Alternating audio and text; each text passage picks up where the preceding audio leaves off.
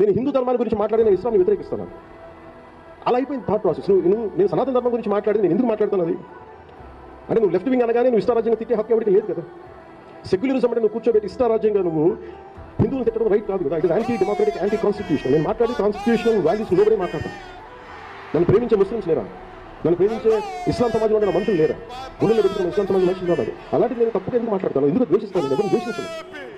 Christian మతాన్ని ద్వేషిస్తాను. కానీ నేను మాట్లాడేది మీరు హిందూ దేవుళ్ళ గురించి మాట్లాడుతున్నప్పుడు తప్పని చెప్తే నా మీద మతముద్ర వేస్తారు.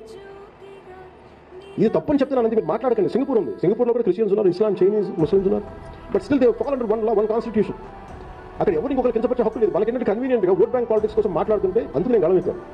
ఇది అర్థం చేసుకోలేని వాళ్ళు, డైజెస్ట్ చేసుకోలేని వాళ్ళు నన్ను కూర్చోబెట్టి కన్ఫ్యూజ్ చేయడానికి నువ్వు లెఫ్ట్ వింగ్ రోజు ఇలా అంటావు. నేను ఎప్పుడు ఏమి కాదు. నేను సెంట్రిస్ట్, బలమైన సెంట్రిస్ట్. అంటే నేను నమ్ముతాను, చూపిస్తున్నాను మీకు ఈరోజు. నేను ఒక వర్గానికి కొమ్ముకాయను, ఒక మతానికి కొమ్ముకాయను, కానీ రాజ్యాంగానికి కొమ్ము కాస్తాను. అలాగే సెంట్రిస్ట్ ఐడియాలజీలో నిలబడడం చాలా దమ్ము కావాలి. మీరు ఒక పక్షం తీసేసి ఒక లెఫ్ట్కి వెళ్ళిపోవడం ఈజీ, రైట్కి వెళ్ళిపోవడం ఈజీ, కానీ కరెక్ట్గా తూకం చూసినట్టుగా నేను నిలబడాలి అంటే చాలా దమ్ము కావాలి, చాలా ఐడియాలజికల్ స్ట్రెంత్ ఉంది దానికి. It is neither left or right.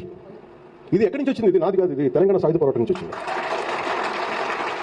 ఎవరు నోటితో చెప్పాలి, నేను అర్థం చేసుకున్నాను. కమ్యూనిస్టులు అంతే పోరాటం చేశారు. దాశరథి రంగాచార్య, మన దాశరథి సోదరులందరూ వాళ్ళు కూర్చోబెట్టి ఒకవైపు వేదాలని తెలుగులో అనువదించి మళ్ళీ కూర్చోబెట్టి ఉద్యోగ ప్రజలు రాశారు, పోరాటాలు చేశారు, సాయుధ పోరాటాలు చేశారు, జైలుకి వెళ్ళారు. ఈ రెండు కాంబినేషన్ నాకు ప్రాక్టికల్గా మన ముందు వాళ్ళు చేసి చూపించారు.